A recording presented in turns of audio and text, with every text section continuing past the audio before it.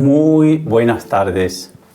Queridos hermanos, todos estamos padeciendo una fuerte crisis por la pandemia del COVID-19 que paralizó mucho el vínculo social, la estructura económica, también las actividades de la Iglesia, etc. En una palabra, esta pandemia puso un no rotundo a muchas actividades.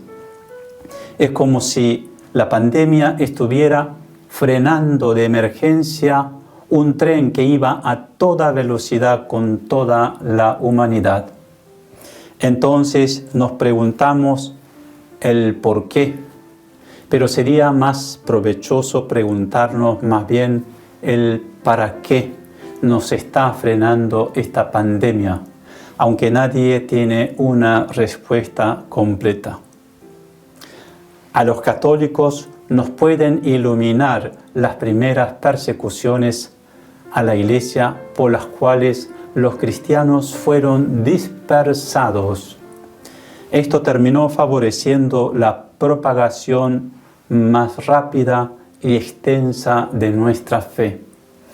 De manera similar, esta pandemia puede tener aspectos positivos. En este momento, muchos de nosotros no tenemos posibilidad de celebrar los sacramentos que principalmente dependen de los ministros ordenados.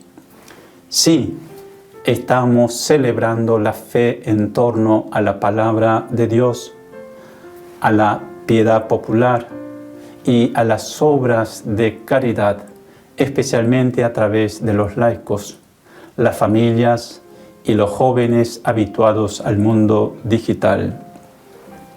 En el Evangelio de hoy, Jesús presenta una narración comparativa sobre el sembrador, donde el sembrador es el mismo y la semilla es la palabra de Dios.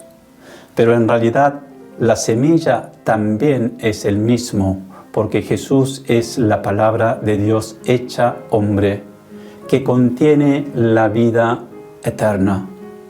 Sin embargo, su fruto depende del terreno que recibe esa palabra, es decir, del corazón de cada uno. Ahora, presta atención a qué terreno te pareces más. El primer terreno es el borde del camino, donde la semilla queda en la superficie de la tierra. Aquí Jesús se refiere a la persona que escucha distraída la palabra de Dios. Es decir, entra por un oído y sale por el otro. El segundo es el terreno pedregoso, que simboliza a la persona que escucha y recibe la palabra con gusto y alegría. Pero al no tener profundidad en su raíz, sucumbe pronto por inconstancia, tribulación o persecución. El tercer terreno es la semilla entre muchas espinas, que simboliza a la persona que recibe muchas tentaciones por las riquezas y preocupaciones de este mundo. Y al no superarla, la palabra queda ahogada.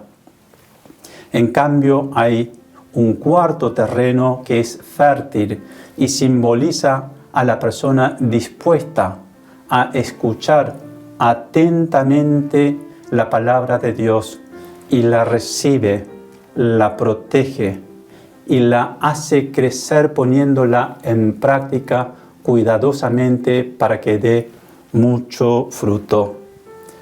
Ahora, en realidad, la palabra de Dios hecha hombre, Jesús, es la que creó todo el universo y al hombre, y vino en persona a revelarnos el amor de Dios y a salvarnos.